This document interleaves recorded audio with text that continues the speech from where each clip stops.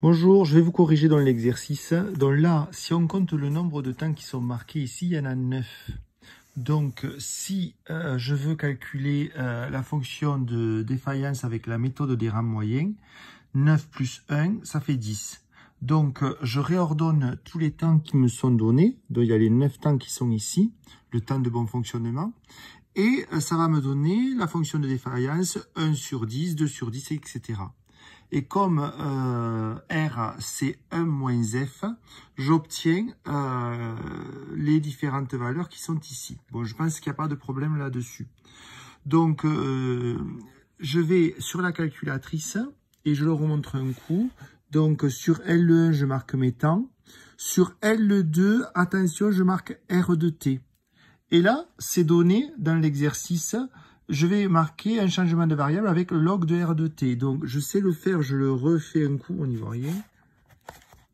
Voilà. Je vais sur L3 et je monte. Et sur L3, je vais marquer logarithme de L2. Voilà. Ça, il faudrait savoir le faire. Hein. Voilà. Et on trouve toutes ces valeurs-là.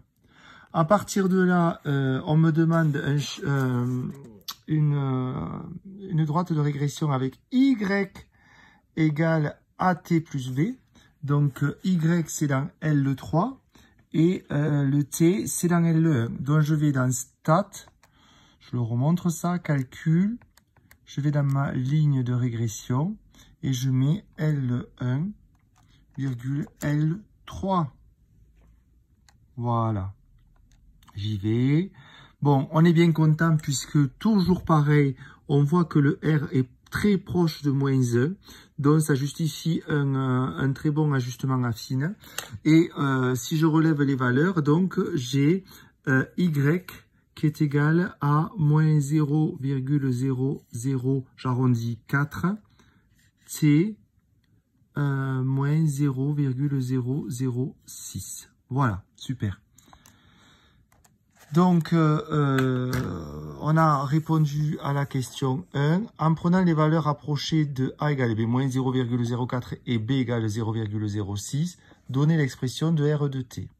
Alors, ça veut dire que la valeur de B, je l'efface. Ça va me simplifier la vie. Donc, on n'oublie pas que j'ai Y, c'est marqué, égale log de R de T. C'est marqué ici.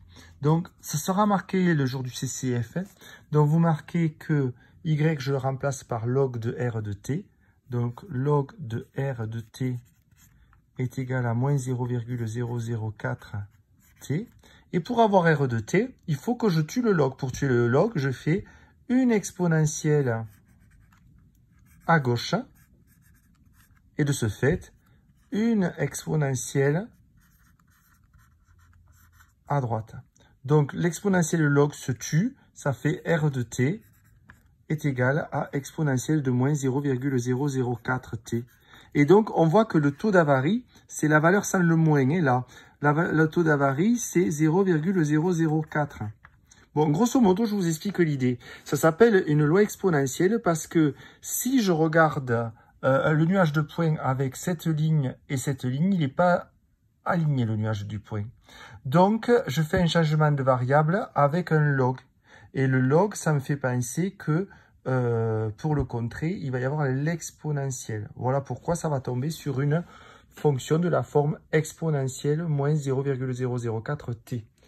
Donc, à ce moment-là, la moyenne des temps de bon fonctionnement, on le connaît, la moyenne des temps de bon fonctionnement, c'est égal à 1 sur lambda.